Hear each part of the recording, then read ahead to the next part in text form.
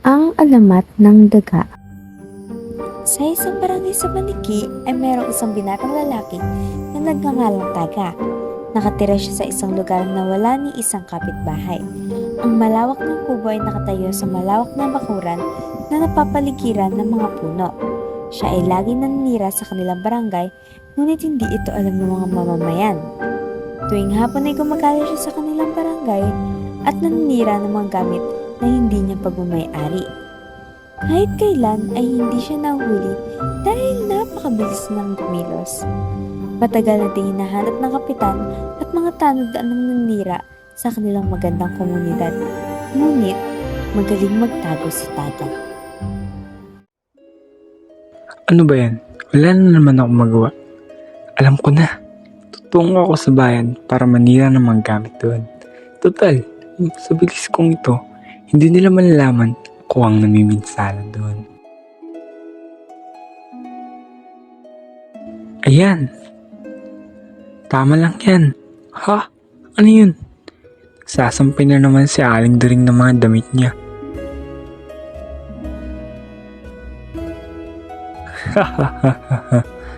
Magdidilim na. Babalik na lang ako bukas para manira muli. Maya-maya, lumabas na si Aling During at Aling Linda at nakita nila ang ginawa ni Taga. Wala, ang mga bagong damit ko. Anong nangyari? Bumanig na naman ang naninira sa aming barangay. Kailangan ito malaman ng kapitan. Nang makarating na si Aling During sa barangay office, nakita niya doon si Aling Linda na kausap na ang kapitan. Oo, Kap. Sinabi niya sa amin yan matagal na. Pero ang problema, ilang buwan nang nakilipas, hindi niyo pa rin nahahanap kung sino man yang naninira. Kap, ayan na naman siya. Ang aking mga halaman ng tagal kong pinaghirapang palakihin ay sinira niya. Halika. Umupo ka. Pinag-uusapan na nga namin yan ni Linda. Ang mga tanod natin ay sinusubukan na nahanapin kung sino man ang naninira ng ating lugar. Alam niyo naman na yun, di ba? Oo, Kap. Sinabi niya sa amin yan matagal na. Pero ang problema, ilang buwan nang nakilipas, hindi niyo pa rin nahahanap kung sino man yang naninira. Oo, alam ko, pasensya na. Pero kahit papaano ay laging nawawala ang suliranin.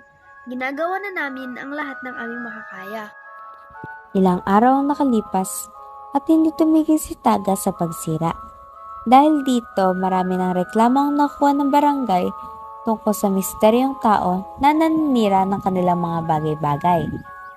Nasobrahan na ang kapitan at nagdesisyon na siya na ang gumawa ng pampublikong pahayag tungkol dito.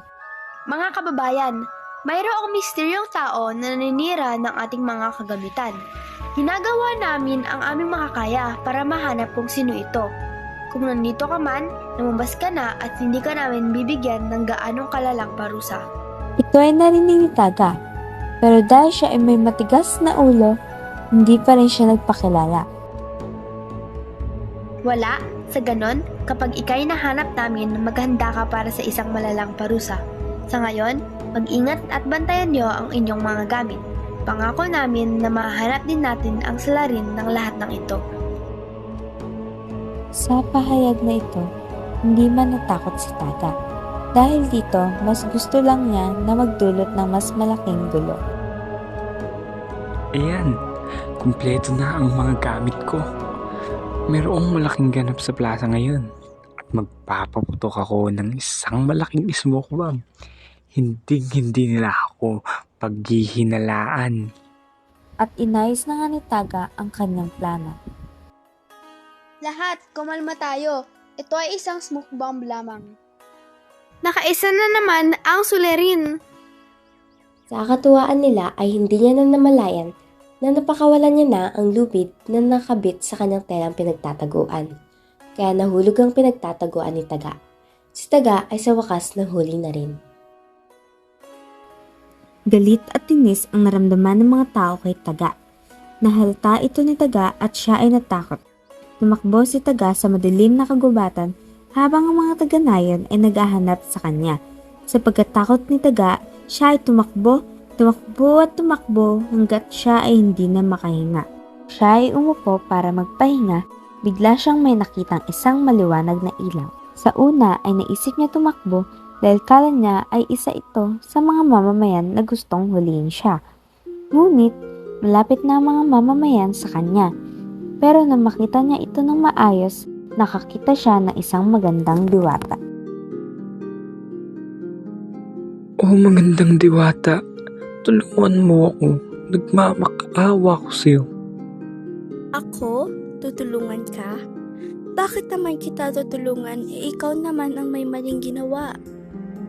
Tulungan mo ko, please. Ayaw kong makulong. Ganito na lang taga. Makakalimutan nila na nakita nila ikaw ang sulari.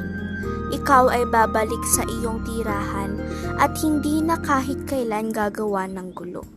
Kapag ikaw ay gumawa pa ng gulo, mas masahol pa sa bilangguan ang dadanasin mo. Opo, hindi na po ako gagawa ng gulo. Salamat po.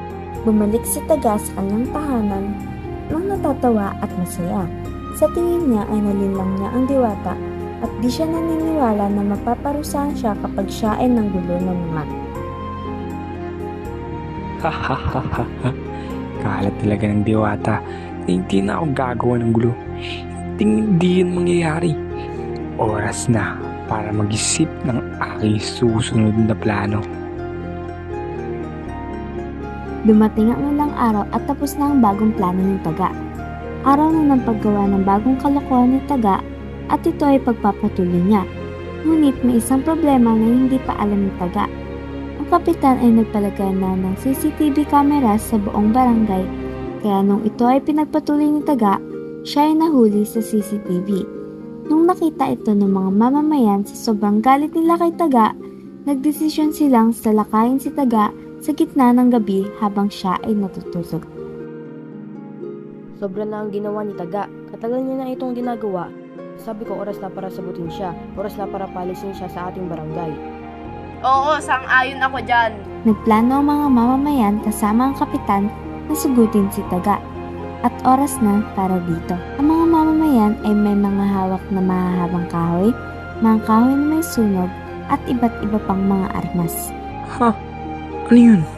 Ba't ang ingay naman? Hala, paano nila nalaman na ako ang salarin? Oras na para lumisan.